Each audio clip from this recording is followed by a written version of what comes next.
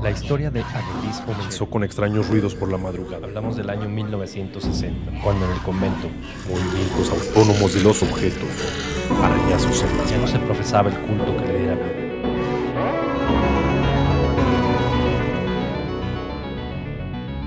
Hablemos de terror.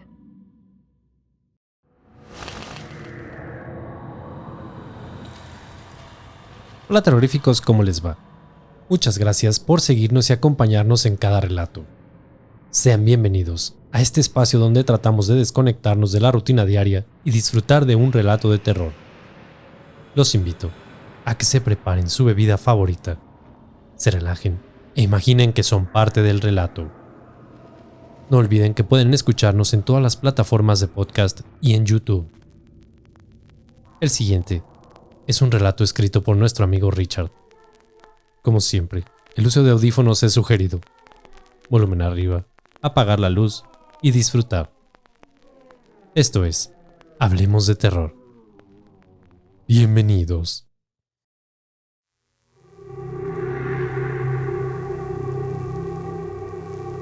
Esta es la cuarta parte del relato. Si no han escuchado las primeras 3 partes, les recomendamos que lo hagan para entrar en contexto.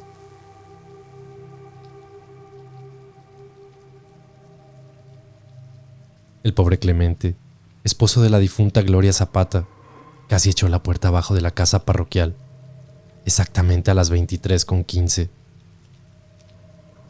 El sacerdote, mostrando una agilidad no propia de sus años, bajó rápidamente las escaleras lámpara en mano. Era como si supiera que nada bueno venía tras aquellos golpes. Los extraños sucesos lo tenían en un estado de alerta, y en un día de normalidad, tal vez ni siquiera hubiese atendido el llamado de la puerta a estas horas. Pero lo cierto era que no estaba viviendo días normales.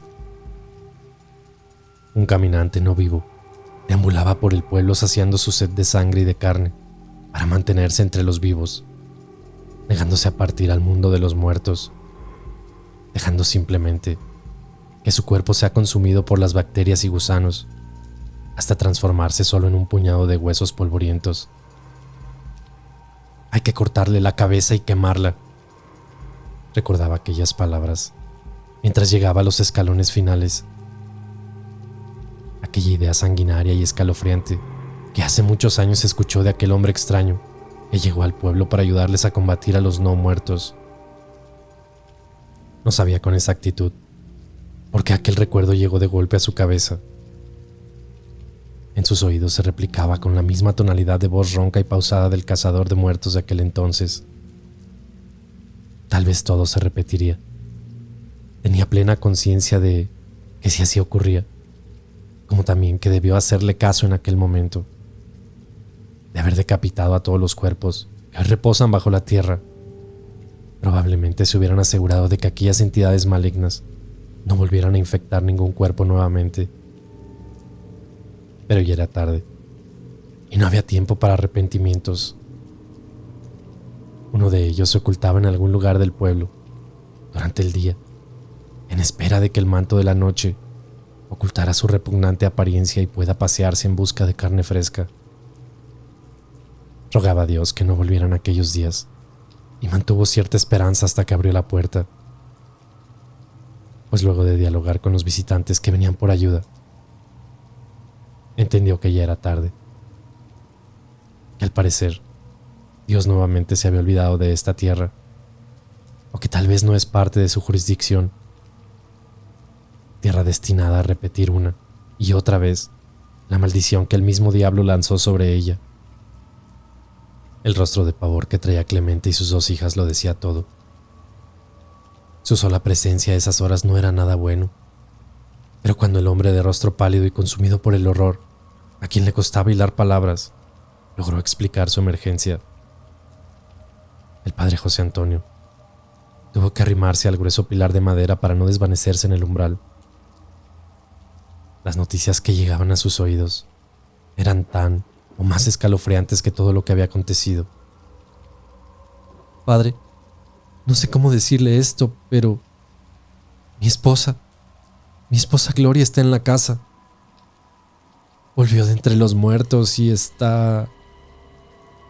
Volteó aturdido y confuso, incrédulo de sus propias palabras y de lo que sus propios ojos y los de sus hijas habían vislumbrado, apuntando hacia atrás en clara dirección a su hogar.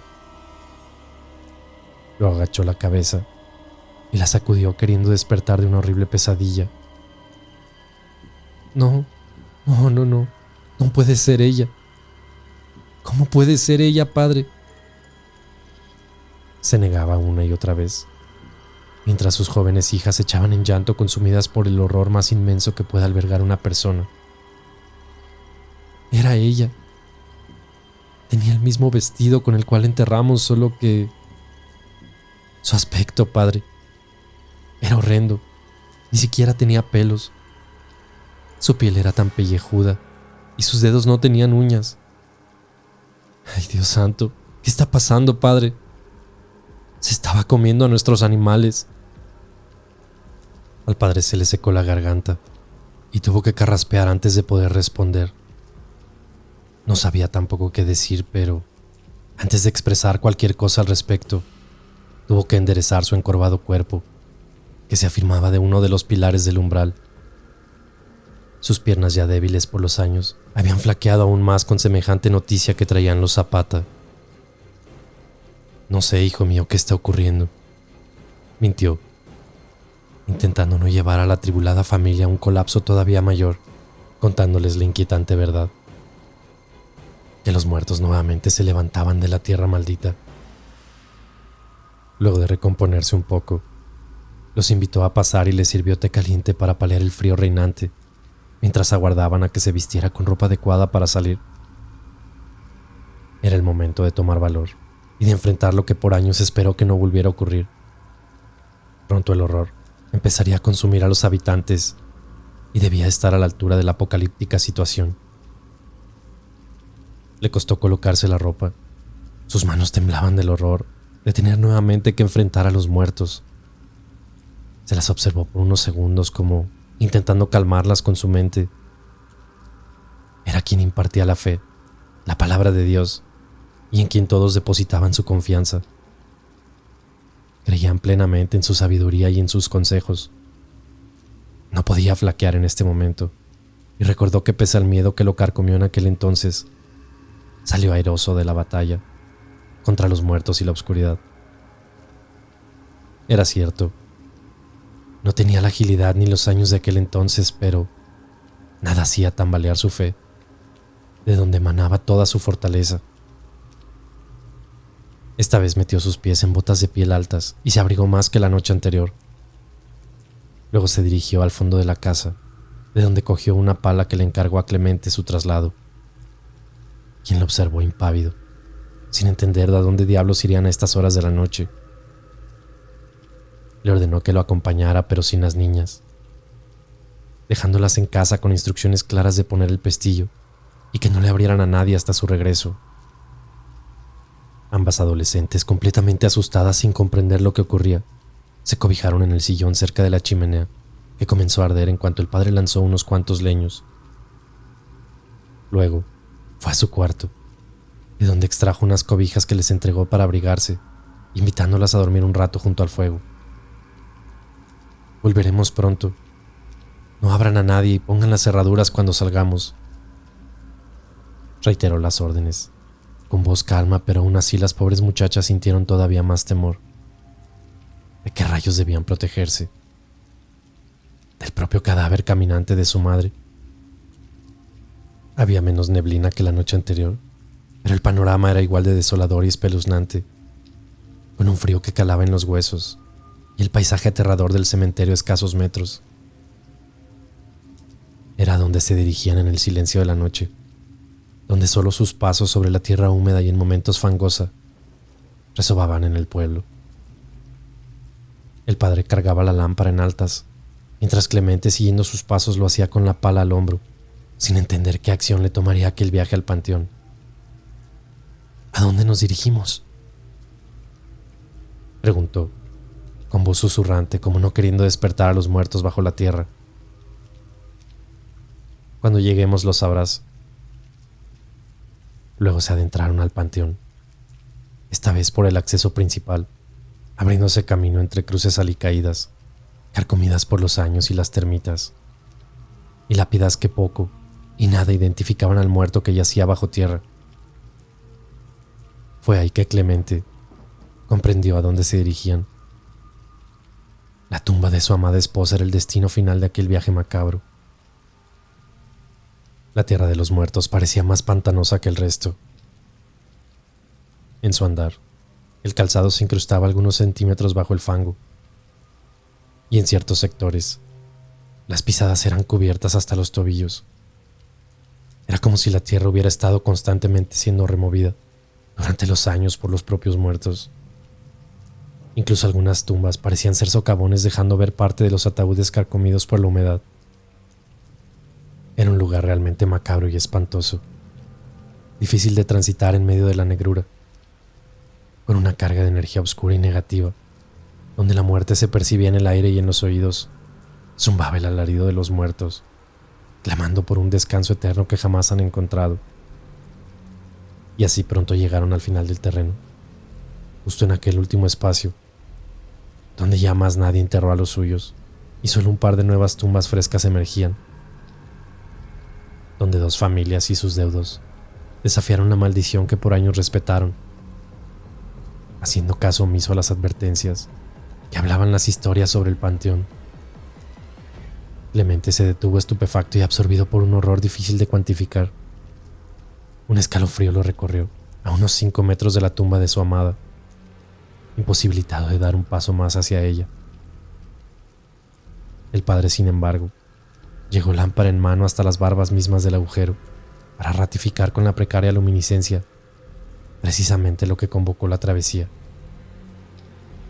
La tumba había sido profanada, o mejor dicho, el cadáver de la mujer había escarbado la tierra y el lodo por cuenta propia, removiendo kilos de tierra, desclavando su lecho mortuorio sellado con precarios clavos para caminar nuevamente entre nosotros.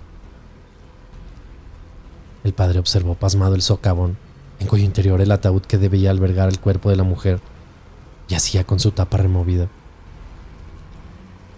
Luego caminó unos metros hacia la derecha, alcanzando la tumba de Eugenio, en iguales condiciones.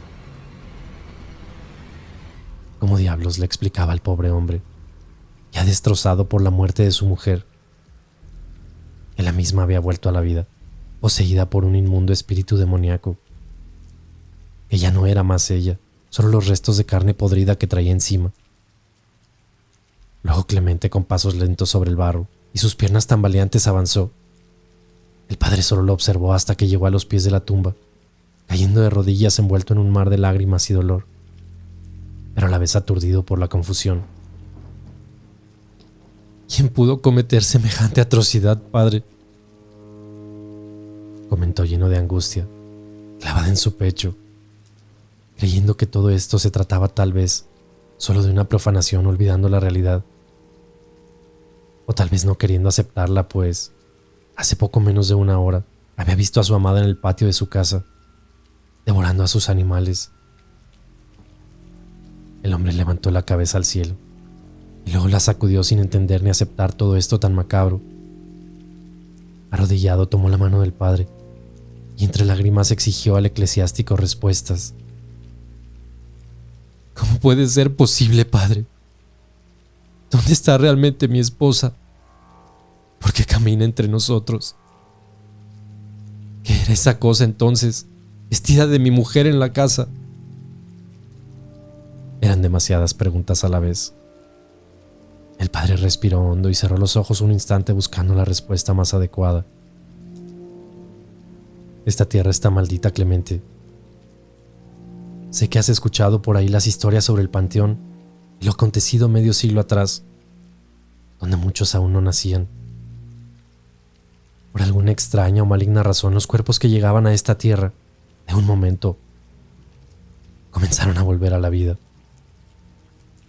No tengo certeza de cómo ni por qué comenzó todo esto, pero los muertos caminaron por el pueblo, sedientos de sangre, transformados en inmundos seres vampíricos sin alma. Tengo fe que Tu esposa descansa en paz. Que eso que arremetió en casa no es ella. Es solo su carne pútrida y descompuesta, manipulada por un espíritu maligno que busca volver a la vida a través del cadáver de ella.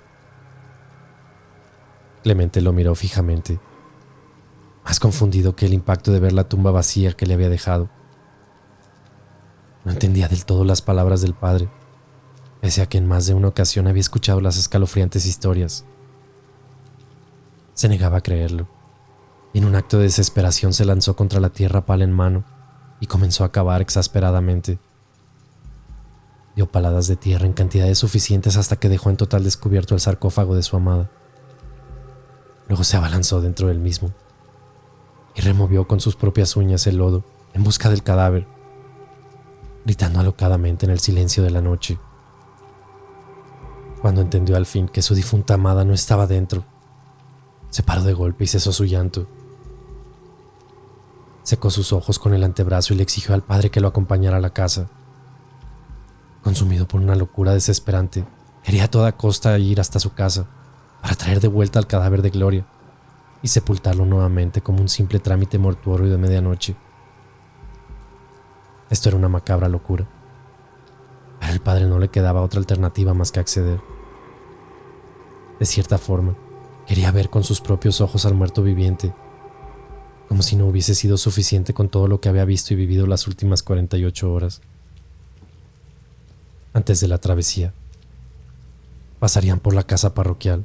Debían ver a las hijas de Clemente y prepararlas para lo peor, e indicarles que debían pasar la noche en casa del sacerdote. Raudamente regresaron, y a pocos metros de llegar divisaron a distancia un grupo de personas que se dirigía claramente a casa del padre. Era Jacinto, el médico del pueblo, quien, junto a los hermanos Soledad y Raúl, se presentaban para traer más noticias horrendas. El padre junto a Clemente hizo espera del grupo a distantes metros del umbral. El encuentro de lámparas de aceite pareció formar un círculo perfecto que envolvía a los 5 en la negrura tétrica y fría. Los recién llegados observaron con extrañeza al viudo con sus ropajes llenos de lodo y pala en mano, dudando de su presencia y de que sus oídos debían escuchar la conversación que se avecinaba. Pero el padre asentó con la cabeza, como dando fe de que podían hablar en plena confianza. Y luego el médico tomó la palabra. «Padre, tenemos que hablar. Los no muertos están de vuelta». Hubo un silencio incómodo en algunos instantes, donde básicamente se miraron unos con otros. Luego el padre tomó aire profundamente antes de dirigirse al grupo. «Ya lo sé, hijo. La esposa de Clemente tampoco está en su tumba».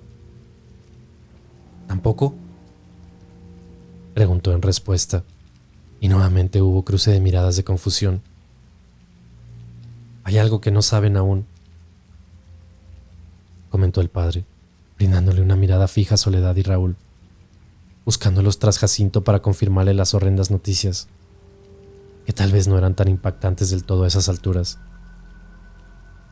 «Soledad, Raúl, Eugenio tampoco está en su tumba», dijo sin preámbulos innecesarios, comprendiendo que la razón de su visita era justamente hablar de aquello. Soledad se aferró del brazo de su hermano y pareció que un escalofrío corporal invadió tras las palabras del sacerdote. Raúl estaba estupefacto. No lograba creer la noticia, y pese a que había tenido un encuentro con un ser que identificaron como muy parecido al cadáver de Eugenio, no lo habían visto con la claridad que aseguraba su hermano. «Te lo dije, hermano. Era él», le enrostró Soledad. Las alucinaciones terminaron siendo una realidad. Luego ambos desfilaron hacia el panteón, perdiéndose en la niebla con una pizca de incredulidad. Minutos más tarde, ambos tocaron a la puerta de la casa parroquial. Volvieron completamente embarrados y con manos negras de suciedad, agitados, conmocionados al haber confirmado con sus propios ojos, tal como lo hizo Clemente, que su difunto Eugenio no estaba en la tumba. 1 hora aproximadamente permaneció el grupo en la casa del párroco, donde Jacinto expuso los acontecimientos con sus pacientes Y Soledad contó las aterradoras experiencias de días anteriores que eran ya como una antesala de todo este horror. Luego el sacerdote contó la verdad de aquellos años, sin cambiar nada de la historia, por más irrisoria que pareciera. Para los más jóvenes e ilusos fue un golpe demasiado fuerte. Les costaba aceptar los hechos y más lo que el padre y Jacinto trajeron a sus oídos. De toda la verdad, de lo acontecido hace exactamente 49 años. Luego de darles tiempo suficiente para que asimilaran la verdad, partieron según el plan inicial, directo a casa de Clemente. El posible encuentro con el cadáver de su esposa ratificaría al grupo que aquellos días de oscuridad habían regresado. Pero ninguno evaluó y pensó en qué harían o qué debían hacer si se toparan con el no muerto frente a sus ojos. Mucho menos cómo reaccionaría aquella cosa impía y putrefacta. El padre tomó agua bendita y un crucifijo, y de forma instintiva le ordenó a Raúl que llevara aquella pala consigo. Cargaron con aceite un par de lámparas adicionales y pronto todo el grupo caminaba por la terracería en medio de una niebla que espesó con el paso de las horas y el frío intenso. Hasta las hijas de Clemente se sumaron, pues no quiso por nada del mundo dejarlas ajenas a lo que estaba aconteciendo, pese a los consejos del padre de que era mejor dejarlas en la casa al resguardo. Minutos más tarde, las 7 figuras humanoides yacían paradas frente a la casa de Clemente, la cual se sumergía en obscuridad y en una hedora putrefacción tan fuerte que incluso a 7 metros del umbral podía olerse la muerte y también el miedo. Fueron un par de minutos que se mantuvieron observando simplemente, tal vez reflexionando sobre cómo abordar lo que se venía. Clemente no aguantó y se adentró por un costado del terreno en dirección al patio, lámpara en mano. El resto lo siguió al paso, donde los hombres llevaron la delantera y las pequeñas hijas del dueño de casa, casi obligadas, eran protegidas por Soledad al final de la hilera. Había un silencio inquietante, de esos que son el preámbulo de un espanto venidero, en donde todas estaban con las pulsaciones al 100 y muertos de miedo. Clemente se detuvo justo donde terminaba la casa y donde comenzaba su patio trasero. Un gemido de dolor se escuchó tenuemente. Era un lamento a muerte de uno de sus caballos, tirado en el lodo con las vísceras expuestas y un mar de sangre que se mezclaba con el barro. La pobre bestia agonizaba, víctima de múltiples heridas en su vientre y cuello, y pareció darle una mirada de dolor a su dueño, antes de su última exhalación, donde un vaho saliente de su hocico se hizo notar a la luz de la lámpara. Clemente lo acarició, sumergido en dolor, pero se paró rápidamente y, lámpara en alza, revisó junto a los demás hombres del grupo el resto del terreno sin encontrar rastros del cadáver de su esposa. Un par de gallinas donde sus cabezas fueron arrancadas brutalmente lo hicieron tropezar. La puerta trasera estaba algunos centímetros abierta y pronto, uno a uno, fueron internándose en ella, haciendo rechinar las tablas bajo sus pies, pese al transitar sutil que intentaban al pisar. La putrefacción era insoportable y más de alguno estuvo a punto de vomitar por el maloliente hedor al entrar a sus narices, obligándolos así a sacar sus pañuelos. Soledad se quedó en el salón principal junto a las niñas, cargando una lámpara que le era suficiente para alumbrar el lugar, mientras los hombres inspeccionaban el resto de la casa. Jacinto junto al padre fueron directo a la cocina y luego a un cuarto en el primer piso. Raúl, por su parte, siguió a Clemente hasta el segundo nivel, donde estaba el cuarto de las niñas y el del matrimonio. En la planta baja no encontraron rastro del muerto viviente. Y arriba, Clemente hacía lo propio en el cuarto de las hijas, inspeccionando cada rincón, inclusive dentro de un enorme armario. Pero fue en su habitación, donde compartió lecho con su amada por más de 20 años, donde tuvo que ocurrir el encuentro. La puerta se cimbraba sutilmente, producto de una ventisca proveniente de la ventana, la cual se encontraba abierta de par y provocaba una leve corriente de aire que aliviaba en parte la pestilencia que se hacía más intensa al acercarse al muerto viviente. Clemente empujó la puerta y alzó el brazo con el que sostenía la lámpara para iluminar el cuarto antes de adentrarse. Raúl aguardó bajo la puerta, presa de un pavor que limitaba sus acciones.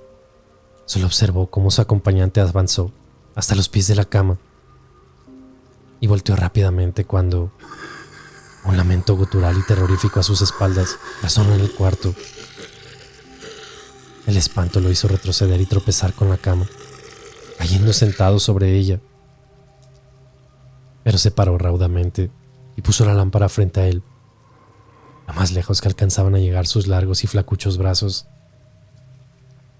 «¡Ven aquí, rápido!», pidió a Raúl, con voz temblorosa sin despegar su vista de lo que tenía al frente.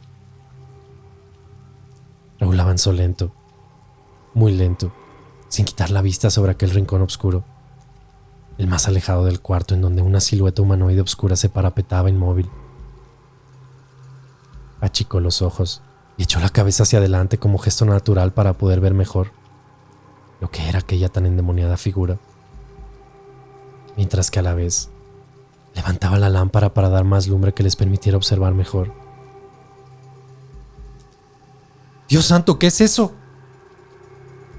exclamó, echándose hacia atrás, quedando a la par con Clemente, ambos perplejos y sometidos al horror más extremo que hayan experimentado. La silueta humanoide comenzó a tomar forma, gracias a las dos lámparas que iluminaban el cuarto. Más aún, cuando avanzó unos pasos, era un cuerpo en descomposición, con rigidez propia de un cadáver de casi 3 semanas, con músculos endurecidos, sobre todo los del rostro, donde parecía no tener párpados, y sus pómulos eran tan pronunciados que sobresalían en sus rasgos faciales, casi irreconocibles por la putrefacción. No había que estar cerca para saber que olía a carne podrida, en donde los gases y acumulación de bacterias se habían comenzado a disolver los tejidos, dejando casi solo los huesos en ciertas partes del cuerpo. Parecía encorvada o encogida, la piel completamente marchita, y su cabeza parecía haber retraído el cuero cabelludo, dejando a la vista algunos pocos vellos que quedaban luego de aquella terminal enfermedad que la llevó a la tumba. No solo ojos y uñas parecían contraídas, sino también su boca y las encías amoratadas, dejando a la vista unos enormes dientes donde sobresalían, sobre el resto, enormes colmillos que le daban aquel aspecto vampírico. Traía la boca completamente ensangrentada y aún parecía saborear las vísceras del pobre animal que devoró. Era ella, o al menos lo que quedaba de ella, y Clemente la llamó por su nombre esperando alguna respuesta, o que esa cosa tuviera aún conciencia y lo recordara. «Esa cosa no es tu esposa», balbuceó Raúl. Pero Clemente mantenía sus dudas, pues sí logró recordar la dirección de su casa y el cuarto luego de su muerte. Algo de su conciencia aún quedaba en aquel espectro demoníaco. En una acción estúpida pero de cierta forma comprensible, se abalanzó al encuentro de su mujer, pero ésta reaccionó de inmediato de igual forma, pero con otras intenciones, la de despellejarle el cuello y arrancarle las vísceras para saciar su hambre. En su lucha intentando contenerla, cayó la lámpara al piso y comenzó un forcejeo en donde Raúl se congeló por completo sin reacción alguna ante lo que presenciaba, totalmente consumido por el miedo. Los gritos del hombre atrajeron al resto. Entraban uno a uno para contemplar estupefacientes la escena de horror más macabra de sus vidas. El putrido cadáver no tenía la fuerza suficiente para doblegar al espigado Clemente, quien en un instinto de supervivencia y tomando de los brazos a la entidad, la acorraló contra la pared mientras rogaba por ayuda de alguno de los presentes. El cadáver viviente de su esposa lanzaba mordiscos al aire intentando llegar al pescuezo, con una irracionalidad animal jamás vista, al menos en un ser humano. Al padre lo abordaron los recuerdos de aquellos horrendos días y de antaño, y pareció aturdido, sin capacidad alguna de reaccionar y dar directrices de qué hacer en aquel espantoso momento. De pronto aquella frase Había vuelto a su cabeza como una señal. Hay que arrancarle la cabeza y quemarla. Primero la repetía en susurros, pero luego la lanzó a gritos como toda una orden. Gritos que se mezclaban con los de Clemente pidiendo ayuda. ¡Hay que arrancarle la cabeza! ¡Arránquenle la cabeza y hay que quemarla! Fue Jacinto, el único que comprendió aquel mensaje, y sin decir palabra alguna quitó la pala de manos de Raúl. Y con seguridad y frialdad increíble, le pidió a Clemente que agachara su cabeza para asestarle un feroz golpe directo al cuello, al no muerto, con la parte más afilada de la herramienta. Golpe que rasgó de inmediato la carne pútrida y débil a causa de las bacterias y el post-mortem, y los escasos músculos que le sujetaban al tronco, partiendo a su vez la laringe en dos. La sangre borboteó a chorros al romper la yugular, salpicando el rostro de Clemente y también el de Jacinto. Era lo más extraño de todo, pues le parecía circular por sus venas con una fuerza y vitalidad, alejado de la coagulación que debería presentar un cadáver. Jacinto asestó un segundo y un tercer golpe que terminaron por cercenar la cabeza, la cual cayó de bruces y rodó por las tablas hasta los pies del resto, que observaban con horror lo acontecido. Clemente no soltaba el cuerpo, lo mantenía contra la pared desde los antebrazos y parecía no darse cuenta de que la cabeza de su amada había rodado unos cuantos metros. No podía ver con claridad por el rojo carmesí en sus ojos, y fue el propio Jacinto quien lo obligó a soltar el cadáver y mostrarle que todo había terminado, o al menos eso parecía, pues la segunda parte de aquella orden del padre no se había concretado: quemar la cabeza. La asquienta pieza cercenada hizo vomitar a Soledad y estuvo cerca de causar lo mismo en Raúl, quien tomó las cobijas de la cama y las lanzó sobre la cabeza para calmar la repugnancia que ocasionaba. ¡Quémenla! ¡Quémenla de inmediato!, repetía el padre, y todos se miraron buscando la forma de hacerlo. En ello, un extraño vapor humeante y grisáceo comenzó a emerger desde las ropas que cubrían la cabeza. Era como si expeliera humo, que iba de a poco tomando forma y transitando anómalamente en dirección a la ventana. Era el alma de aquella cosa, saliendo de la cabeza. ¡Quémenla ya!, repitió esta vez, en un tono fuerte. Fue Soledad quien reaccionó inteligentemente, golpeando la lámpara contra el bulto, rompiendo en pedazos y desparramando el aceite que encendió una hoguera que apartó a todos del lugar, y terminó quemando por completo la cabeza. Todos miraron la hoguera, esperando tal vez que algo sucediera, mientras la humeante y anómala cosa salía por la ventana.